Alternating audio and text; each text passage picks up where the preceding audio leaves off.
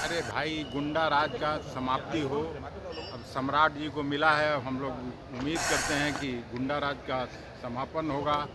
आम जनजीवन बिना कोई डर भय का चलेगा।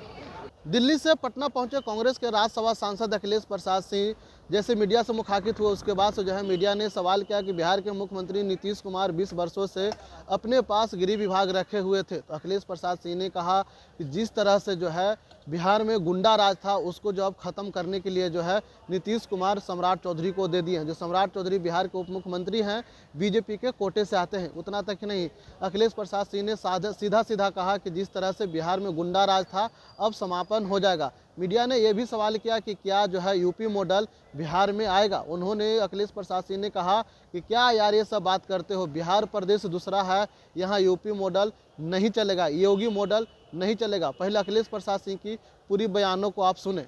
अब खत्म हो गया कहानी, अब क्या बचा है? छोटा सा सवाल सर, 20 साल में पहली बार गृह मंत्रालय नीतीश कुमार छोड़ करके बीजेपी को दे दिया। अरे भाई, गुंडा राज का समाप्ति हो। अब सम्राट जी को मिला है, हम लोग उम्मीद करते हैं कि गुंडा राज का समापन होगा। आम जनजीवन बिना कोई डर भय का चलेगा। और क्या? बीजेपी के दबाव में है जेडीयू सर, बीजेपी के दबाव में है जेडीयू। तो बीजेपी के तो दबाव में रहना ही नहीं पड़ेगा। बीजेपी बड़ी पार्टी है, सेंट्रल गवर्नमेंट उनका है, तो बीजेपी के दबाव में नहीं रहेगा। बीजेपी नहीं रहता तो कहाँ? मॉडल की बात हो रही है कि बिहार में योगी मॉडल चलेगा। योगी मॉडल बिहार में कहाँ चलेगा यार? बिहार दूसरा स्टेट है, कल्चर दूसरा है।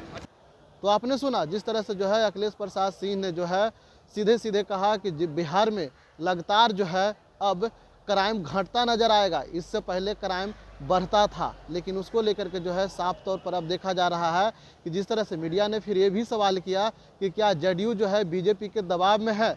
उन्होंने कहा कि नहीं, बीजेपी जो है बहुत बड़ी पार्टी है और केंद्र में भी राज्य में भी, इसीलिए जो है कोई दबाव नहीं बीजेपी को दे सकती है जेडीयू, बल्कि बीजेपी जेडीयू को दे सकती है। तो कहीं ना कहीं अब देखना होगा कि जिस तरह से अब जो है बगावत क्या एनडीए में चल रही है, उसको लेकर के जो है उन्होंने कहा ऐसा तो वो भी बताएंगे, लेकिन सम्राट चौधरी अच्छे से चलाएंगे। यानी कहीं ना कहीं अब जो है पूरी तरह से देखा जा रहा है कि सम्राट चौधरी को गृह विभाग मिलने पर जो है उन्हीं कितनी जो है जिम्मेदारी सौंपी गई, बहुत बड़ी जिम्मेदारी। पुलिस प्रशासन उनके हाथे में रहेंगे, लॉ एंड ऑर्डर रहेगा। लेकिन अब देखना होगा कि बिहार में क्या अपराध जो है 20 वर्षों में नीतीश कुमार ने कम किया है या फिर उसके से ज़्यादा बढ़ने वाला है। उसको लेकर के लगातार जो है अब कहीं ना कहीं आम लोगों को जहन में ये है कि सम्राट चौधरी पहले जो है उप मुख्यमंत्री रह चुके हैं, कई मंत्रालय भी संभाल चुके हैं, तो क्या इस बार जो है अपनी मंत्रालय, गृह मंत्रालय जो उनको मिला है वो संभाल पाएंगे या नहीं।